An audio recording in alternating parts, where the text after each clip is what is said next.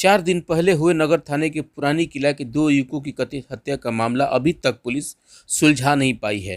ताज्जुब की बात है कि इसमें 2 लोगों की गिरफ्तारी होने के बावजूद भी पुलिस अभी तक खुलासा नहीं कर पाई है कि इन 2 युवकों की हत्या क्यों हुई है और किन लोगों ने इसकी हत्या की और इसके पीछे क्या कारण था। हालांकि जिस तरीके से अब धीरे धीरे ये राजनीतिक रंग लेता जा रहा है, ये देखना अब बड़ा दिलचस्प हो रहा है।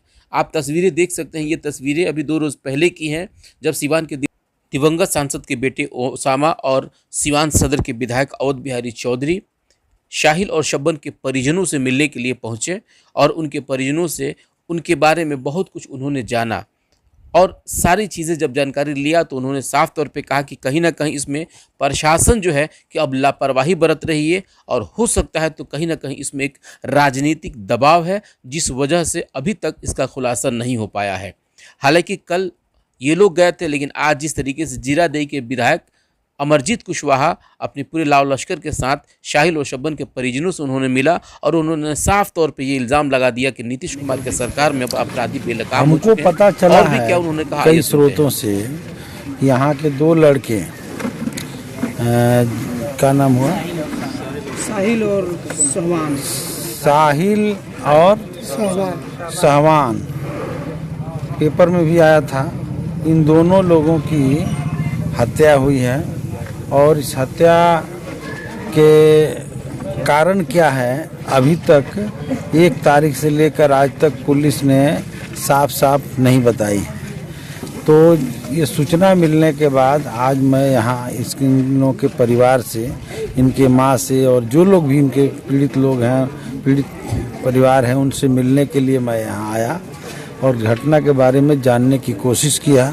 अभी जो जानकारी प्राप्त हुआ है उनकी माँ बता रही है साहिल की कि हमारे घर से लड़का जब गया तो इन लोगों ने कहा कि कररुआ चलना है, वहाँ भाभी को मोबाइल देना है किसी को, और वहाँ से लौटते क्रम में वो लोग 4 लोग गए थे। 4 में 2 लोग इनके घर आए और 2 लोग आकर के उल्टे इनसे पूछ रहे थे कि वो कहाँ है, आए हैं कि नहीं आए हैं।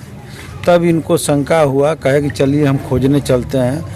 तो रात भर जा कर के इन लोगों ने खोजा है, कहीं अता पता नहीं चला है और सुबह पता चला है कि लाश उन लोगों 2 बॉडी उठा करके मुफस्सिल थाना में आया हुआ है।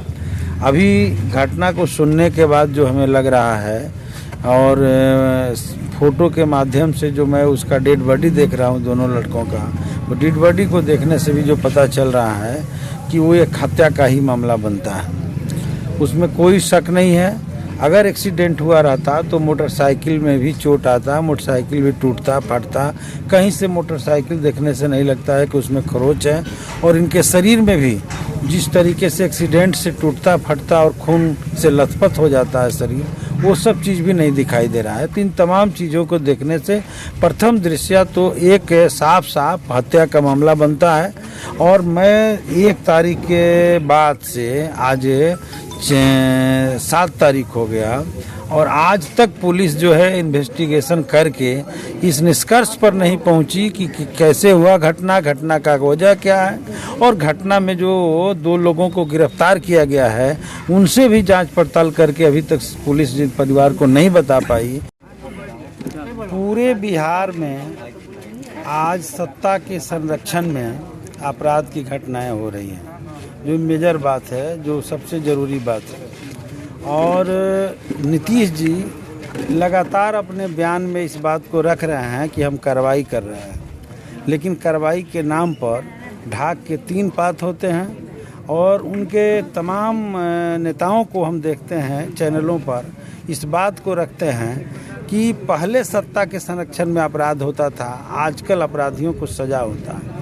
तो कोई लड़का अगर पढ़ रहा है, कितना पढ़ रहा है, इसका असली पता उस समय चलता है जब उसका रिजल्ट आता है। जब वो परीक्षा पास करता है तब लोग कहते हैं कि ये लड़का पढ़ रहा था। तो सच्चाई यही है कि नीतीश जी के सरकार में रिजल्ट कुछ नहीं है, सज़ा के नाम पर निर्दोष लोगों को गिरफ्तार करके जेल में बंद किया जाता है, और जो दोषी है, जो अपराधी है, वो खुलेआम सड़कों पर घूमता है। और तमाम अपराधियों को सरकार संरक्षण दे रही है यहाँ भी हमारे साथी जयशंकर जी ने जो बात उठाया है, मैं समझ रहा हूँ कि बिल्कुल बात सही है। ये परिवार के लोग भी उस बात को उठा रहे हैं कि प्रशासन के द्वारा कोई कदम नहीं उठाया जाना, और आज तक उसको थाना में रह करके पूछताछ के नाम पर रखे हुए हैं। बात सही है, पुलिस रिमांड पर चाहे तो रखती है और रह करके पूछताछ करती है, तो केवल उन दो लोगों को गिरफ्तारी का मामला नहीं बनता। दो लोग मिल करके दो आदमी की हत्या नहीं कर सकते सिर्फ, इसलिए उसमें और सारे लोग भी सम्मिलित हैं, तभी जाकर के वो हत्या हो सकता है। और इसलिए अगर अभी तक प्रशासन ने उन लोगों को नहीं गिरफ्तार किया, इससे साफ जाहिर है कि प्रशासन यहाँ का मिली भगत उन लोगों को बचा रहा है, और अगर बचाने का आगे प्रयास करेगा तो ठीक ही इन्होंने कहा। हम तो पहले भी कहे कि यहाँ के लोगों को संगठित करके हम लोग आंदोलन के दिशा में जाएंगे। वो आंदोलन का रूप क्या होगा, हम लोग यहाँ के लोगों से बातचीत करके रणनीति तय करेंगे। दोनों अपराधी पर किसके दबाव बन रहा है क्या? देखिए, ये तो बात साफ है कि कोई भी अपराधी है बिहार में, उनको सत्ता का संरक्षण मिला हुआ है, और सत्ता के संरक्षण के बिना कोई भी क्राइम नहीं कर सकता। आज अगर कोई आम आदमी है और उसके एक छोटी सी घटना, आपस में मारपीट की घटना हो जाती है, तो पुलिस उसको तबाह कर देती है, उसके घर पर गिरफ्तारी, कुर्की, जब्ती सारा कुछ कर देती है।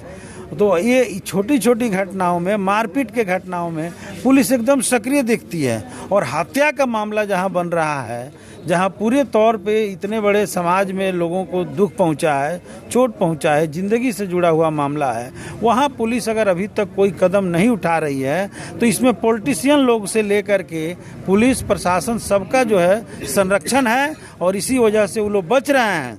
लेकिन इतना जान लीजिए कि भाकपा माले जिस मामले में हम लोग हस्तक्षेप करते हैं, निश्चित तौर पे उसको मुकाम तक पहुंचाने का काम करते हैं, और इस लड़ाई को, इनको न्याय दिलाने की लड़ाई को, अपराधियों को सजा दिलाने की लड़ाई को हम लोग आगे बढ़ाएंगे, और मुकाम तक पहुंचा के ही दम लेंगे। उसके पहले हम लोग दम नहीं लेंगे। हम आए हैं तो जरूर बात आगे बढ़ेगी। अमरजीत नेता से ये मांग करतनी कि जान मार के आगे दो आदमी हमरा से पूछा था कि साई लैला हन। आज 6 दिन हो गए, एको बार पुलिस ना आयल हमरा से हमार दर्द पूछे।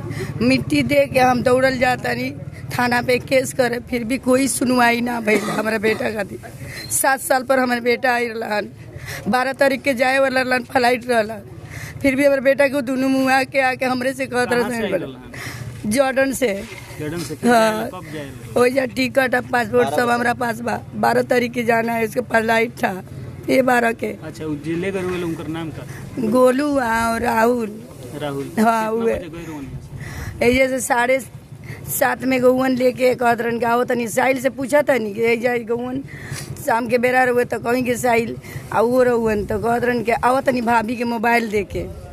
अपनों से आगे कहत रहन के भाभी के मोबाइल देवे गई हमार साहिल कहाँ पीछे ही रह गई हमरे साथे रहला 8 किलोमीटर सीमान रह। हाँ, कहत रहन चल खोजल जाओ, उल्टा हमरे से कहत रहुला और गोलुआ के चल खोजल जाओ, बड़का टॉर्च ले लो।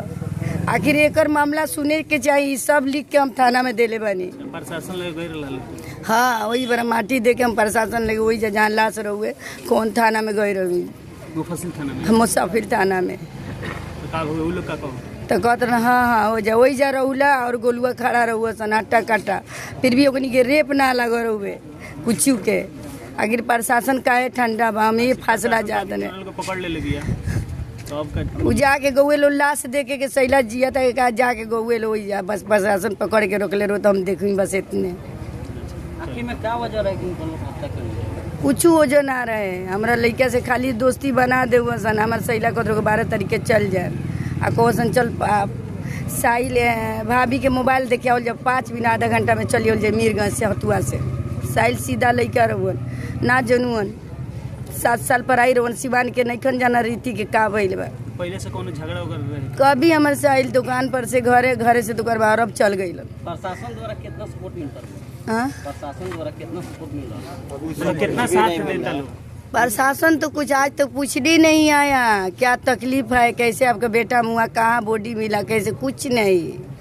और साथे बॉडी के साथे गाड़ी भी नहीं आया था। हम चिल्ला रहे थे कि इसको डॉक्टर के पास ले जाइए भी करे, फिर भी पुलिस हो जा खड़ा रहे, आवे के चाहिए नू। हमरा के लेके जाए के चाहिए नु भाभी घरे के कौन भाभी के घर हो जा कबजू तो सबूत बयान बेला मिल जाए नेताजी आइल बना दिन से काम हो चाहे के मांग बा बस इंसाफ बस चाहिए कि पुलिस का है ठंडा रलेसिया हमरा के लेके ओ जग फिर कररुआ गांव में जाई तो सबूत कुछ न कुछ मिल जाए।